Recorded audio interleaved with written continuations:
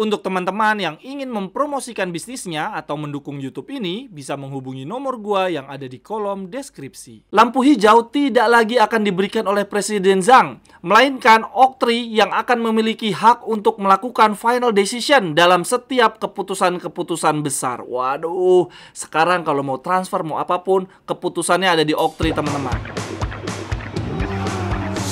Cerewetan ceking kita, nyerewetin apa aja.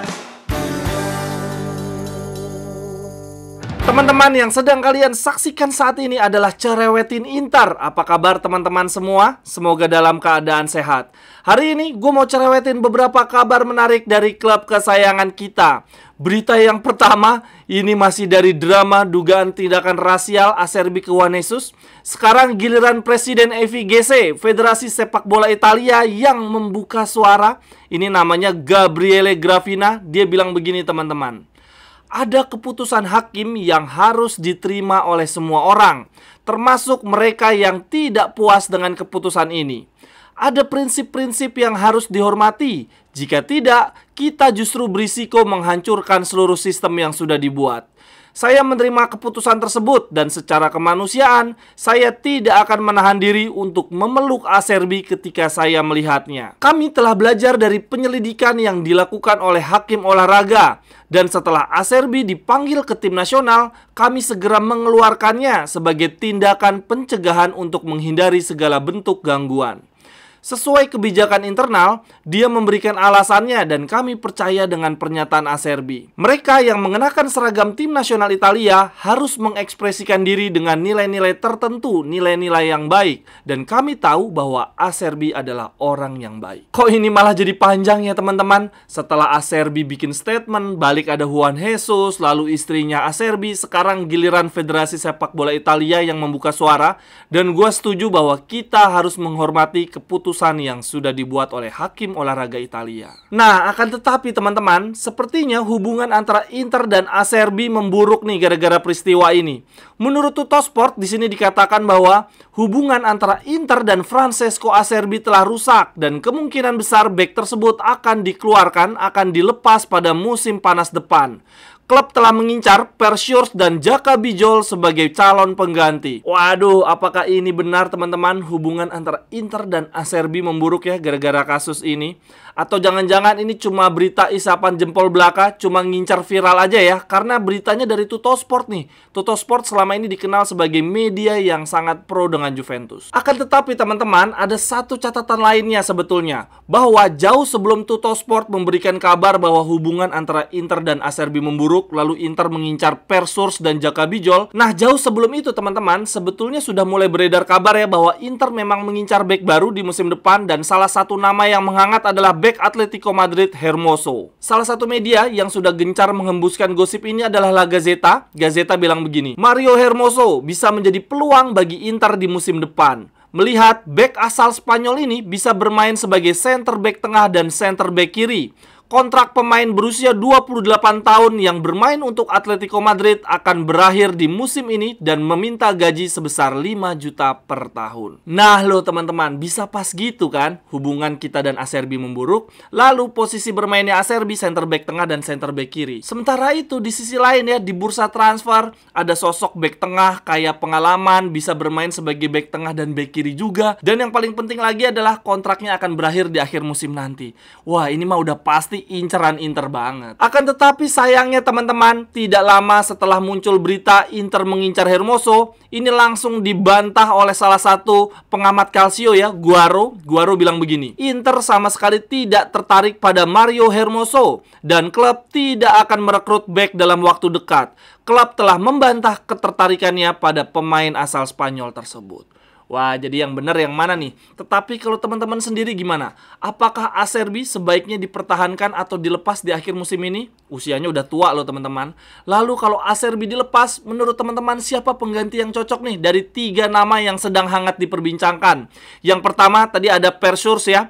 Ini bek asal Belanda, usianya masih 24 tahun, tingginya 190, mirip banget kayak Acerbi. Saat ini bermain untuk Torino dan kontraknya masih cukup jauh ya, sampai dengan tahun 2026 dan market market value-nya sekitar 25 juta, cukup mahal. Lalu ada opsi berikutnya nih menurut Tuttosport, yaitu Jaka Bijol. Ini asal Slovenia, main di Udinese. Usianya 25 tahun, masih usia emas juga. Sangat tinggi, posturnya 190 cm. Kontraknya lebih jauh lagi teman-teman, masih sampai 2027. Tetapi market value-nya relatif murah nih, cuma di sekitar harga 10 juta. Lalu kemudian opsi yang ketiga ada Hermoso, asal Spanyol, main di Atletico Madrid. Jadi jelas dari sisi pengalaman, ini ada di atasnya Shores dan Bijol ya.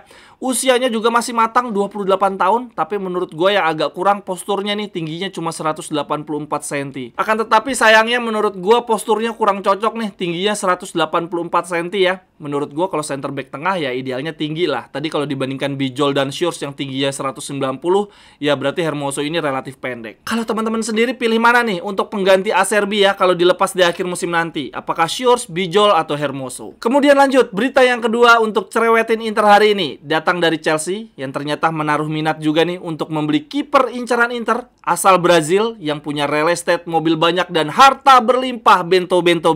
Menurut La Gazzetta, selain Inter, Chelsea juga tertarik untuk merekrut kiper masa depan Brazil. Klub tempat bermain Bento, Atletico Paranense, berharap bisa menjual sang kiper lebih dari 15 juta. Wah, kalau dari sisi uang, rasa-rasanya ya, walaupun Chelsea sekarang keuangannya lagi seret, menurut gua tetap ada di atasnya Inter lah. Kekuatan uang Chelsea tetap ada di atas Inter. Akan tetapi menurut gua Inter punya dua keunggulan ya untuk persaingan proses transfer ini. Keunggulan yang pertama adalah Bento mengakui bahwa Inter adalah klub idolanya ya sewaktu kecil, dan kita sudah punya kesepakatan verbal ya, kesepakatan personal dengan Bento. Lalu keunggulan Inter yang kedua adalah fans-fans Inter rajin berdoa ya, kita banyak menyumbang doa untuk keberhasilan Inter. Kemudian lanjut berita yang ketiga, partai Inter di giornata berikutnya melawan Empoli akan menjadi pertandingan ke-150 Simone Inzaghi bersama Inter. Dan kalau Inter bisa menang atas Empoli, maka itu akan menjadi kemenangan ke-100 Simone Inzaghi bersama Inter. Gak kerasa ya teman-teman, Simone Inzaghi melatih Inter sudah hampir 150 pertandingan. Dan yang luar biasa lagi, kalau menang lawan Empoli, itu adalah kemenangan 100 dia untuk Inter.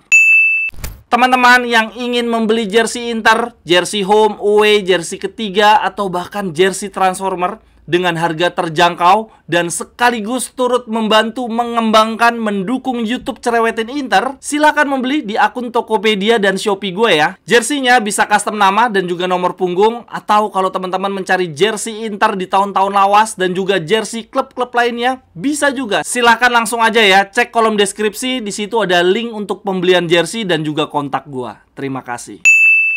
Kemudian lanjut berita yang berikutnya. Teman-teman masih ada yang ingat dengan Samardzic, gelandang asal Udinese yang dulu sudah sangat dekat bergabung ke Inter tetapi batal. Nah, baru-baru ini dia mengeluarkan statement ya, dia memberikan pendapatnya tentang Inter kepada seorang wartawan. Dia bilang begini, "Satu-satunya tim yang mengejutkan saya di musim ini adalah Inter. Mereka terlalu kuat. Mereka menang 4-0 melawan kami. Sangat sulit menghadapi mereka." Lalu kemudian jurnalisnya bertanya, "Siapa pemain tengah favorit Anda yang ada di Inter?" Samardzic menjawab begini, "Saya suka semua pemain di sana, tetapi saya mengenal Calhanoglu sejak dia bermain di Jerman. Saya harus menyebutkan nama dia."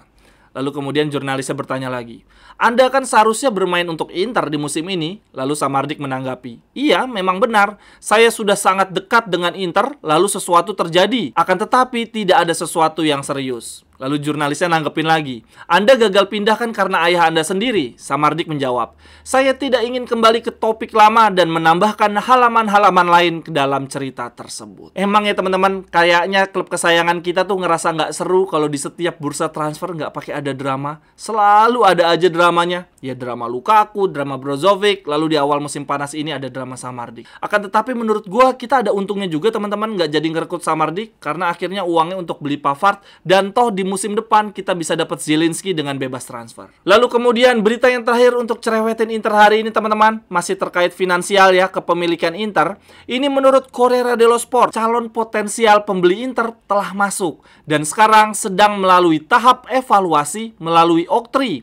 Akan ada perkembangan lebih lanjut dalam beberapa hari ke depan. Jadi begini teman-teman, gue cuma mau mengingatkan karena gue rasa teman-teman juga udah pada tahu ya. Bila sampai dengan Mei 2024 nanti, Suning tidak juga membayar lunas hutang-hutangnya ke Oktri, maka Oktri akan mengakuisisi Inter. Akan tetapi catatannya adalah Oaktree bukan mengambil alih Inter sepenuhnya ya. Mereka hanya akan mengakuisisi saham terbesar di Inter. Artinya tetap ada Zhang, lalu akan ada Oaktree. Tapi ya itu teman-teman, saham yang dipegang Oaktree adalah saham terbesar. Artinya pengaruh Zhang tidak lagi besar di Inter. Nah, ini kalau menurut Corriere dello Sport, mereka bilang begini. Oaktree akan memiliki pengaruh besar dalam pengambilan keputusan penting di Inter dibandingkan sebelumnya. Mereka akan menempatkan 2 orang di dewan direksi dan akan terlibat dalam pemeriksaan setiap keputusan yang diambil oleh klub. Sekarang, menurut Corriere dello Sport, kondisi telah berubah. Lampu hijau tidak lagi akan diberikan oleh Presiden Zhang, melainkan Oaktree yang akan memiliki hak untuk melakukan final decision dalam setiap keputusan-keputusan besar. Waduh, sekarang kalau mau transfer, mau apapun, keputusannya ada di Oaktree, teman-teman. Nah, kemudian di akhir kalimat, Corriere dello Sport bilang begini, teman-teman. Oleh karena itu, perpanjangan kontrak Lautaro Martinez dan Nicola Barella terhenti hingga masa depan klub lebih jelas. Waduh, gue jadi takut teman-teman kalau Oaktree mengambil alih saham terbesar Inter dan mereka tidak punya ide, tidak punya cita-cita yang jelas untuk Inter ya. Jangan-jangan nanti Inter cuma dijadikan sumber keuangan saja, pemain-pemain pada dijual demi keuntungan Oaktree. Sekian dulu untuk cerewetin Inter hari ini teman-teman. Silahkan tuliskan pendapat teman-teman di kolom komentar. Sampai ketemu di cerewetan-cerewetan berikutnya. Bye-bye, thank you. Cerewetan ceking kita nyerewetin apa aja.